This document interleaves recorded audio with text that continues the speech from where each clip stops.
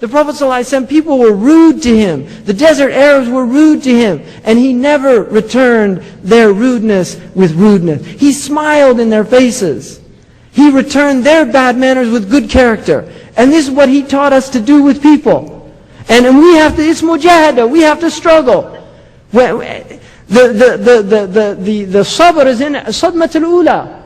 Patience, when the woman who was in the graveyard, and she was mourning over, and the Messenger of Allah passed by her, and he said that this is a musibah and you should be patient. And she said, you didn't have the tribulation that I had. That's how she answered him. And he just left her. Now look at the character there. He didn't say, don't you know who I am? I'm the Messenger of Allah. You can't talk to me like that. He didn't say that. He saw she was musab. She was in tribulation. He left her to be in her tribulation. He gave her nasiha and she didn't accept it, but he recognized her psychological state. She was in a state that it was not useful or beneficial to continue with her, and so he left her. This is wisdom. This is hikmah. And then he went to his house and somebody came by and he said, don't you know who that was? That was the Messenger of Allah. Suddenly remorse entered her heart. Astaghfirullah.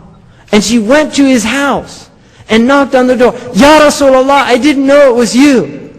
And the Messenger of Allah said, patience is in the first calamity, when the first thing hits. That's when, in other words, when the calamity hits, patience that Allah wants is at that point. That's the point. Allah does not want you to lose control.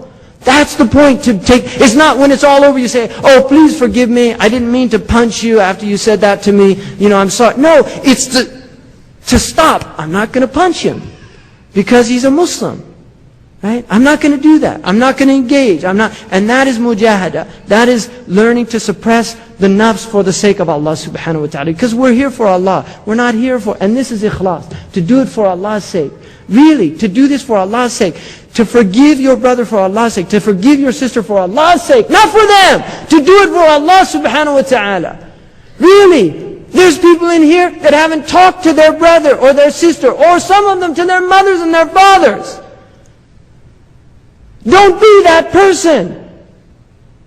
Don't cut off your bloodship bonds. Don't be that person. Do it for the sake of Allah. And a man came to the Messenger of Allah. He said, Ya Rasulullah, asilu akhi wa yaqta'uni, u'tihi wa yamna'uni, uwasiluhu wa la yuwasiluhu. I give him, he withholds. I come to him, he cuts me off.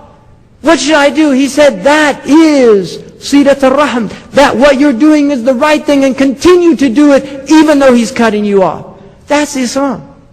That's Islam. And it's hard. Don't think this is an easy religion.